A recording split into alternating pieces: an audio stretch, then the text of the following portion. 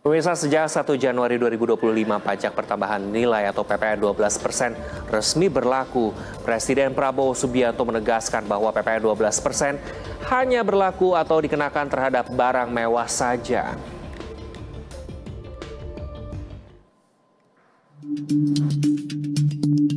Presiden Prabowo Subianto menegaskan bahwa PPN 12% hanya berlaku atau dikenakan terhadap barang mewah saja, yaitu barang dan jasa tertentu yang sudah kena PPNBM yang dikonsumsi oleh golongan masyarakat berada atau masyarakat mampu.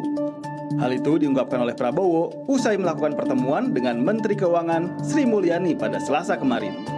Dalam keterangannya, Prabowo Subianto menekankan bahwa pemberlakuan tarif ini merupakan perintah dari Undang-Undang Nomor 7 Tahun 2021 tentang harmonisasi peraturan perpajakan yang disahkan 2021 lalu. Undang-undang tersebut juga mengamanatkan bahwa kenaikan bertahap yang dimaksud dilakukan agar tak memberi pengaruh signifikan ke daya beli masyarakat. Kenaikan tarif PPN dari 11% menjadi 12% hanya dikenakan terhadap barang dan jasa mewah, yaitu barang dan jasa tertentu yang selama ini sudah terkena PPN barang mewah yang dikonsumsi oleh golongan masyarakat berada, masyarakat mampu. Contoh, pesawat jet pribadi itu tergolong barang mewah yang dimanfaatkan ataupun digunakan oleh masyarakat papan atas. Kemudian kapal pesiar, yacht, ya, motor yacht. Kemudian rumah yang sangat mewah, yang nilainya di atas golongan menengah. Prabowo juga menegaskan bahwa sikap pemerintah dalam setiap kebijakan perpajakan mengutamakan perlindungan daya beli rakyat dan mendorong pemerataan ekonomi. Tim Liputan, Berita 1, Jakarta. Setelah menuai polemik berkepanjangan di penghujung tahun 2024, Presiden Prabowo Subianto akhirnya mengumumkan PPN 12% hanya akan menyasar barang mewah. Apakah kebijakan ini akan membuat daya beli lebih bergairah? Kita akan membahasnya bersama Ketua Afiliasi Global Retail Indonesia, Bapak Roy Nicholas Mande. Halo Bapak, apa kabar Pak? Selamat siang Mas Iqbal, selamat tahun baru. Selamat tahun baru Bapak. Pak, kita langsung saja membahas keputusan PPN 12% ini kan hanya untuk barang mewah saja. Ini dinilai lebih adil begitu ya Pak, dan disambut positif oleh kalangan ekonomi dan akademisi. Bagaimana dari sisi pengusaha?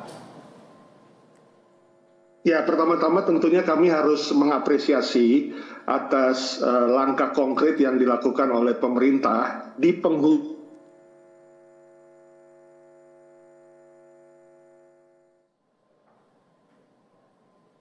Baik, Pak Roy, bisa mendengar suara kami dengan baik, Bapak? Sepertinya koneksinya terkendala.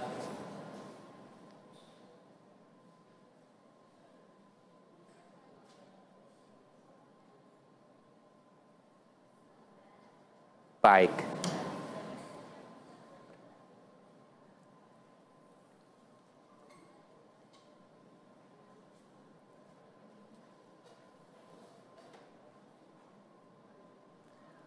Baik pemirsa, kita akan lanjutkan kembali dialog bersama Pak Roy Mande, Ketua Agra, dengan membahas bagaimana PPN 12% hanya untuk barang mewah saja. Tapi usai jeda tetaplah bersama kami. Dan pemirsa, selamat kembali bergabung bersama kami di Investor Market Today, dan kita akan lanjutkan kembali dialog bersama Pak Roy Nicholas Mande, Ketua Agra, berbincang mengenai PPN 12% hanya untuk barang mewah saja. Daya beli apakah akan kembali bergairah? Pak Roy, keputusan PPN, saya ulangi kembali, tadi sempat terputus 12% kan hanya untuk barang mewah saja. Ini dinilai lebih adil begitu Pak, dan disambut positif oleh kalangan ekonomi dan akademisi. Bagaimana dari sisi pengusaha sendiri? Ya, terima kasih. Mohon maaf tadi terputus. Jadi memang situasi sekarang ini tentu kami pelaku usaha mengucapkan terima kasih, apresiasi. Ini merupakan kado tahun baru buat kita ya masyarakat bahkan juga pelaku usaha karena kita mendapat informasi pengumuman tanggal 31 Desember yang lalu bahwa memang ada pengaturan yang lebih keberpihakan. Saya katakan keberpihakan karena memang kondisinya tentunya agak berbeda dengan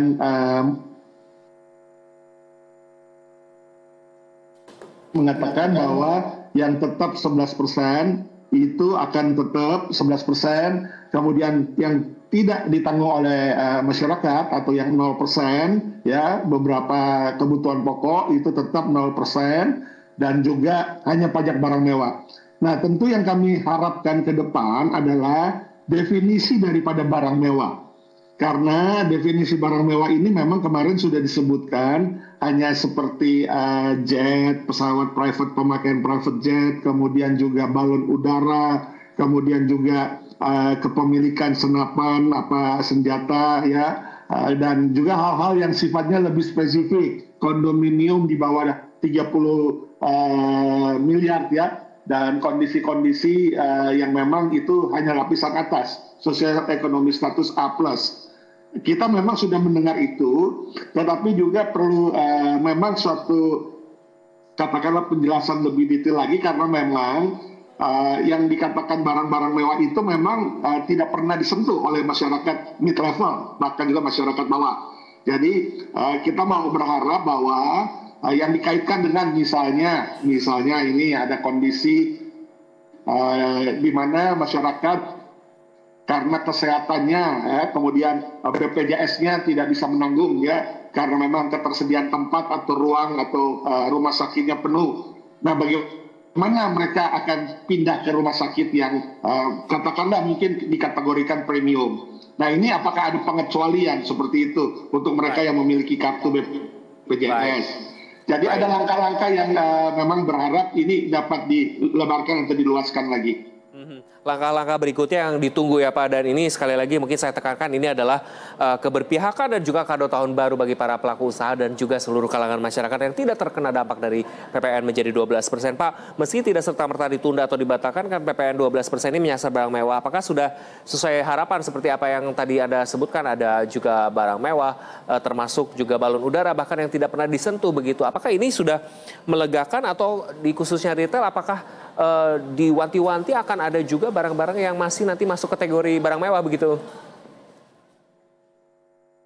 Ya, tadi seperti penjelasan saya adalah memang ini tentunya kan nanti akan ada juklist-nya. Ya, kemudian juga kita juga berharap tentunya ini sudah kami sambut dengan baik. Ya, tetapi kami masih memiliki beberapa catatan, misalnya akan diberlakukannya juga cukai. Nah, cukai ini berharap bukan merupakan pengganti daripada PPN yang tidak jadi naik, ya, untuk kebutuhan pokok atau kebutuhan hari-hari. Misalnya ada cukai pemanis, ya, kemudian ada cukai plastik, ya, kemudian ada berbagai cukai juga yang tentunya sekiranya ini juga dapat diperhitungkan sampai kepada masa kita sudah recovery, sampai kepada program-program dari pemerintah yang sudah jalan, sudah langsung dirasakan oleh masyarakat. Sekarang ini kan sudah berjalan tetapi baru mulai, ya.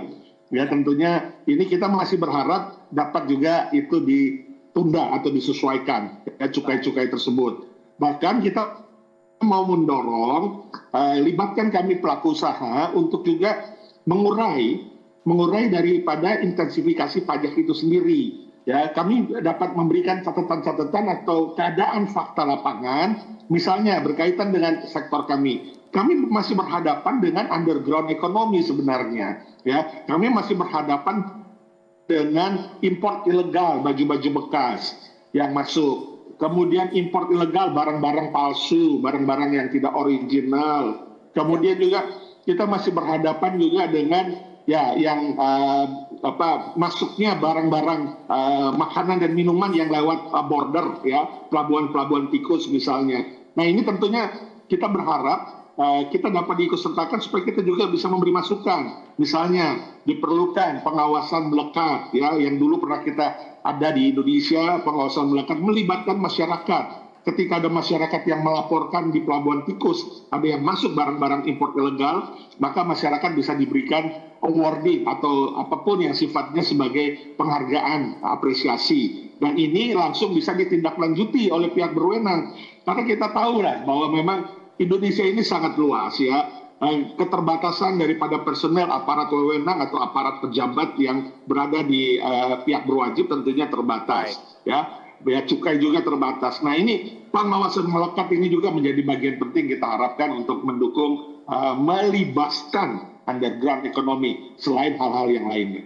Baik, Pak Roy, kan pengusaha retail sebelumnya sudah bersiap dengan implementasi PPN 12% ini. Namun kebijakan ini kan akhirnya berubah begitu di titik-titik akhir tahun 2024 menjadi tahun baru 2025. Bagaimana sektor retail ini menanggapi hal tersebut? Apakah sudah ada biaya-biaya yang sudah di-adjust begitu atau sudah siap-siap menaikkan beberapa barang begitu di retail di lapangan, Pak? Ya, sebenarnya Mas Iqbal, kami sudah ya tentunya sebagai persiapan ya, namanya di dalam korporasi retail namanya persiapan itu tentunya tidak bisa dilakukan 1-2 hari atau seminggu. Jadi kami sudah melakukan memang 1 bulan sebelumnya at least untuk sistem dari harga ataupun juga kalkulasi-kalkulasi yang memang sesuai dengan arahan pada awalnya. Tetapi ini kembali lagi bagi kami jauh lebih penting ketika ini dapat ditunda atau pelaksananya dapat lebih disesuaikan dengan keberpihakan kepada pihak yang barang mewah saja, sementara barang pokok ya tetap berlaku, tidak ada PPN untuk yang beras, gula, ya kemudian juga yang tetap 11% misalnya, yang minyak kita ataupun juga barang-barang kebutuhan sehari-hari. Nah ini tentunya jauh lebih kami akan tidak memperhitungkan lah kos yang sudah kami siapkan untuk menggantikan menjadi rencana yang memang sudah dihembuskan dari akhir November. Itu tidak akan ada artinya dan jauh lebih baik ketika pelaksanaan dapat ditunda. Baik, Pak Roy, meski kini kan PPN 12% berlaku terbatas, namun kalangan pengamat khawatir begitu akan adanya expected inflation di lapangan karena ketidaksinkronan begitu kebijakan pemerintah.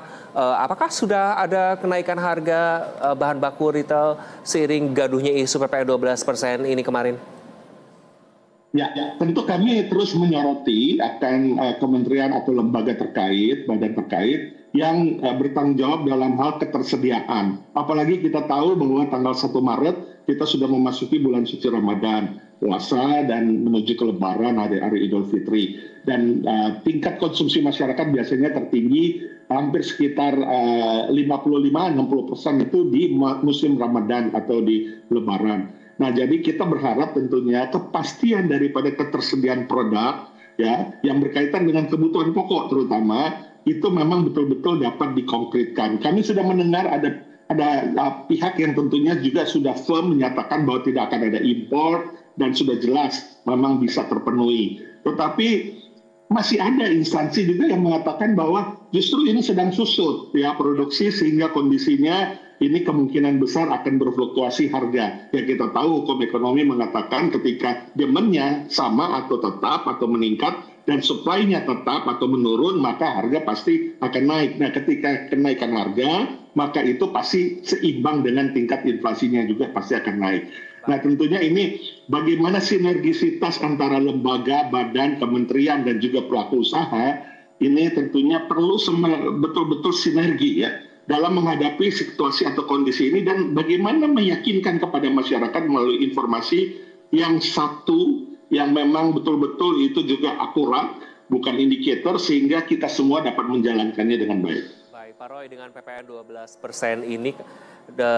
12% ini kan yang tidak berlaku untuk umum ini, apakah daya beli masyarakat yang sebelumnya menurun, masih menunggu, melihat dulu, mencermati, bisa lebih bergairah di 2025, Pak?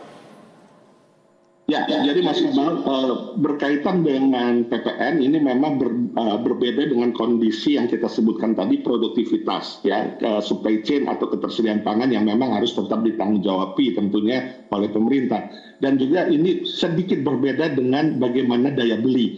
Daya beli ini sangat tergantung dengan kondisi ketersediaan pekerjaan. Kita tahu hampir sekitar 80.000 tenaga kerja itu yang di PHK ya sampai dengan Desember disampaikan oleh pemerintah, berarti 80.000 ini perlu didaya gunakan.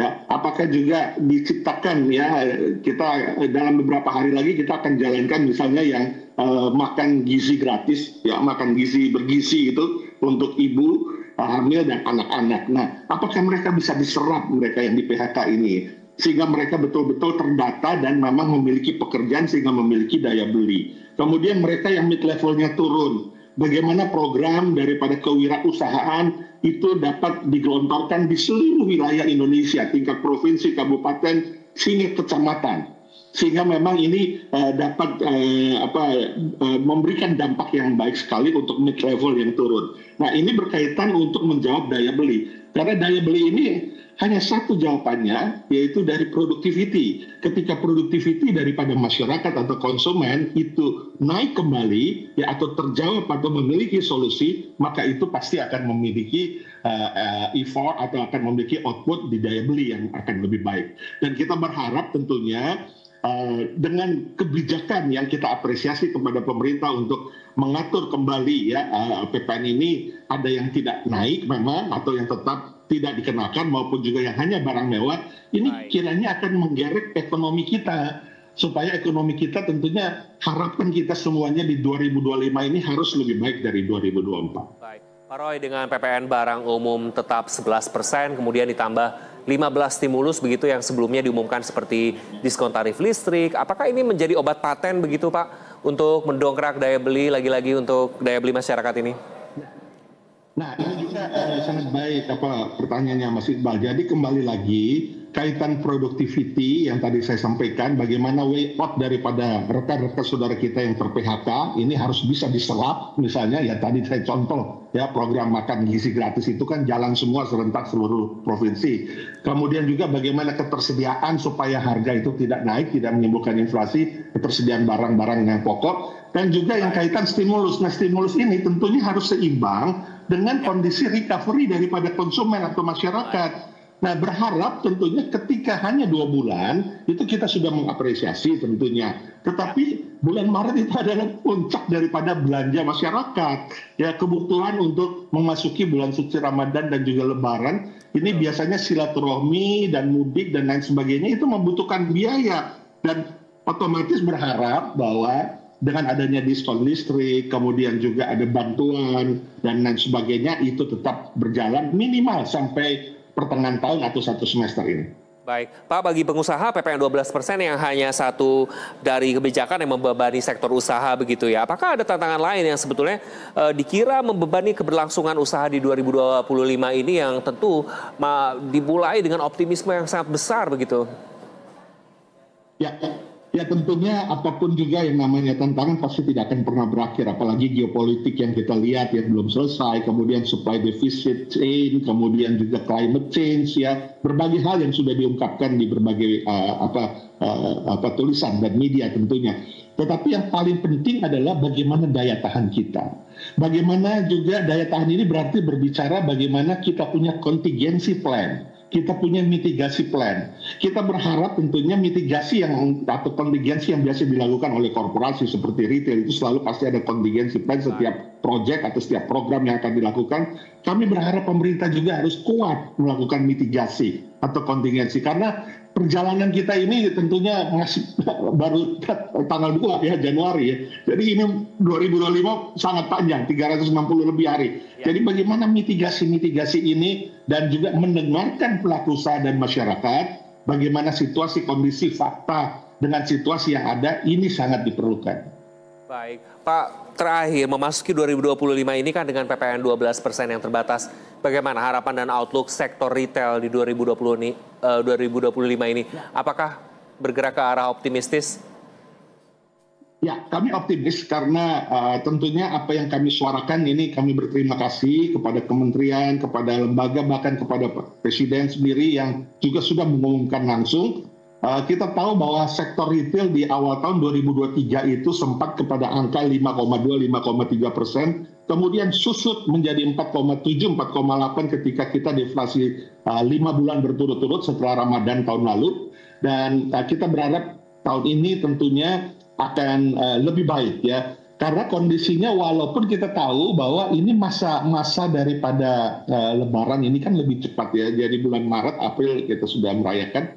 Kemudian masa daripada turunnya transaksi atau konsumsi biasanya setelah Lebaran. Nah, sampai kepada masa musim yang berikutnya untuk masyarakat berbelanja di akhir tahun itu cukup lebih panjang daripada tahun lalu. Nah, inilah perlunya ya bagaimana ketersediaan barang supaya inflasi dapat terjaga tidak lebih dari 3%. Kemudian juga harapan daripada peningkatan produktivitas sehingga masyarakat yang ter-PHK dapat terserap, mid level dapat naik. Nah, semuanya ini akan berujung kepada peningkatan konsumsi dan ini akhirnya akan juga menaikkan konsumsi di retail dan berujung kepada peningkatan PDB. Ya kita berharap kita berada di angka sekitar 5,2% di tahun ini, lebih baik dari tahun lalu ketika kita sudah turun di akhir tahun lalu itu sekitar 4,8, 4,9. Ya kita berharap tentunya kerjasama dan bagaimana program-program mitigasi dan program-program situasi kondisi yang terjadi di lapangan yang sesuai fakta ini dapat diikuti dan dapat juga ditindaklanjuti dengan pemerintahan yang baru, kabinet yang baru yang kita banyak berharap untuk kita terus semakin maju. Baik. Terima kasih Pak Roy, semoga pemerintah juga lekas turun tangan dan memberikan contingency plan dan juga mitigasi-mitigasi yang juga diharapkan oleh para pelaku usaha. Terima kasih, salam sehat dan salam sukses selalu untuk Anda. Bisa, kita akan segera kembali usai jeda, tetaplah bersama kami di Investor Market Today.